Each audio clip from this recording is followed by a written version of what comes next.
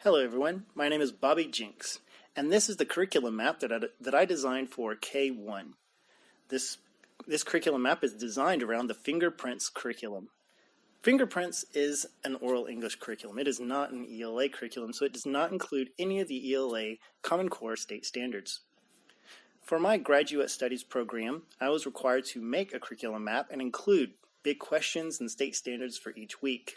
So I took the scope and sequence for Fingerprints, the themes and units, and a lot of the target language, and I mashed that together with new and updated big questions and state standards.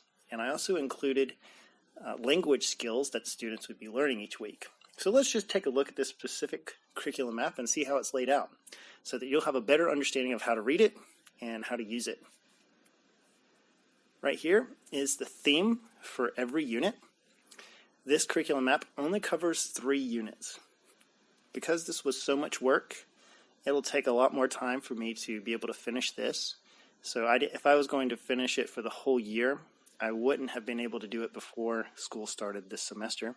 So I only did 3 units, and these 3 units are divided up into 4 weeks. So let's look at Unit 1. It has week 1, 2, 3, and 4.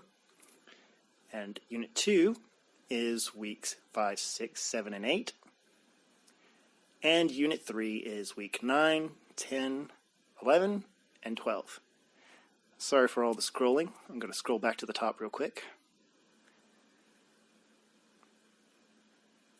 So, Unit 1, the theme is school. So, the big question for this specific unit is, what do we do at school? Now look right here. You'll see that this word is hyperlinked. That hyperlink goes to the Reading A to Z website. Our school has bought a subscription to the Reading A to Z curriculum and content. So it's not really a curriculum, I'm sorry, I misspoke, but it has a lot of different books and a lot of different categories. As you can see, this is a leveled book. And this book right here, the hyperlink, goes to a book that will be used to ask and introduce the big question. And for every week, they have their own big question. And they also have their own book that you'll be using to introduce that specific big question. So each of these smaller big questions, answer the main unit's big question. So what do we do at school? And these sub-questions, how do we make friends at school? What is in our classroom? What do we do with the things in our classroom? And what do we do at school? All answer that bigger question. Okay, now moving on to week 1, 2, 3, and 4. Week 1 is this row right here. And week 2, this row. Now, this is the ELA standard for week 1. And the hyperlink goes to the Common Core State Standard website, where it lists the description of the ELA standard along with the category that it's listed under. The skills here are language skills, and as you can look at week 2 for a fuller list of the skills, you have speaking, writing, reading, phoneme and phonetics, vocabulary, and social skills. And I just want to tell you that these skills, they might seem complicated at first. Like if you're reading the description of the skill here, it might seem a little complicated for a 5-year-old. But if you apply this skill specifically to their level of development, you'll see that it's actually not that complicated. A good example would be under phonetics on week 2.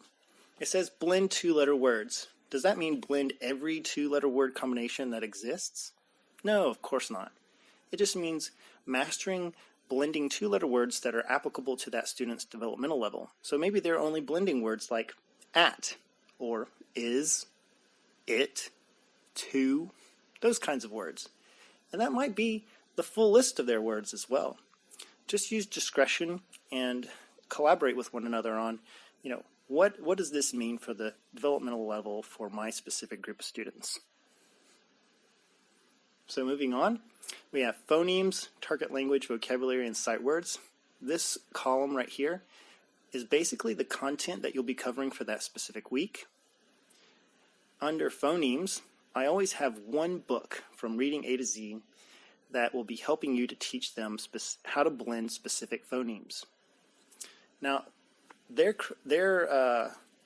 phonetic books are systematic, so they're numbered 1 to, I think, 60-something, 63. They have about 63 books that they use to teach phonics and how to read. And so what I've done is I've started here in K1, and I've said, okay, the first book that we'll be using to help them learn how to blend words together is Nan and Pap. And that's the first book in their sequence. And that book covers NPA. The second book in their sequence is going to be covered in week 3, and that is Nan and Pap. And it covers the phoneme M. So along with that specific book for teaching systematic phonics, I also included the book for each letter. So this consonant letter N and the consonant letter P and A, for example. All of these books, the purpose of using them really is to help give a context for the sound and learning the sound. Because we can get up there with a flashcard and say, this is the letter N. It says na. And we can also get up there and use a book with words in context, with pictures and illustrations that capture their imagination and capture their attention, and use that to further support our teaching. And that's the main purpose behind doing that. As I've also done that for sight words as well, because I just think it's so hard sometimes to teach kids to memorize sight words.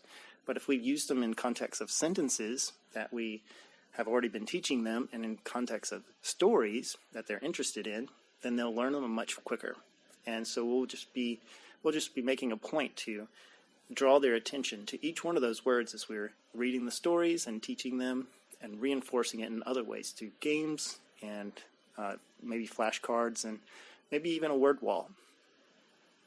Over here is the projects and activities column. I've listed for each week generalized activities and projects for the teacher.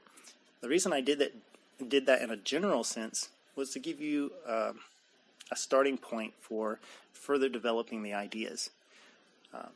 Now these projects are designed in such a way, or they've been thought through in such a way as to say, how can the students adequately demonstrate that they've mastered the ELA standards and the skills for this week?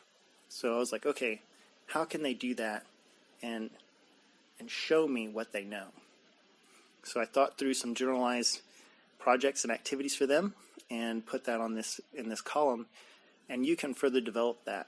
And what a good example is this first sentence here. It says, the students will use a graphic organizer to illustrate the objects that are in the classroom.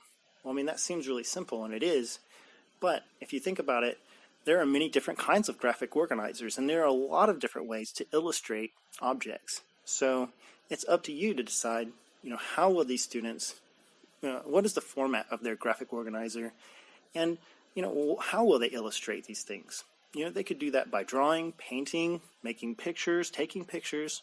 There are just a whole variety of ways, and you can lead them in the production and application of these ELA standards and these skills here. And then the last column is the next step column. In this column, I've included assessments and remedial work, and also different interventions such as behavior and academic intervention strategies that you might be employing to help the students keep up with the rest of the class. So if you give a formative assessment to determine, what did the students learn this week? Did they master the skills? And you see, oh man, these students here, they are not able to blend two-letter words. I need to give them a lot more remedial work. I need to give them more time.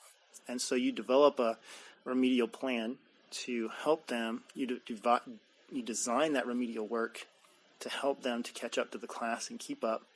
And then you'll also be maybe even coming up with some behavior or academic interventions to help support them in their learning, because maybe they have some issues at home with their family life that are coming into the classroom, and you'll be able to go on to the website that I'll provide you and look at all these different behaviors and say, okay, I want some interventions for this specific behavior. He's just being really defiant in class. He's throwing chairs, maybe yelling at the teacher. And this website provides intervention strategies to help you to better help that student while you're in the classroom and help provide support for his learning. So if you have any questions, just feel free to, like I said, email me or give me a message on WeChat, and I would be more than delighted to answer any of those questions that you might have. Thanks so much for your time, and I hope this was helpful.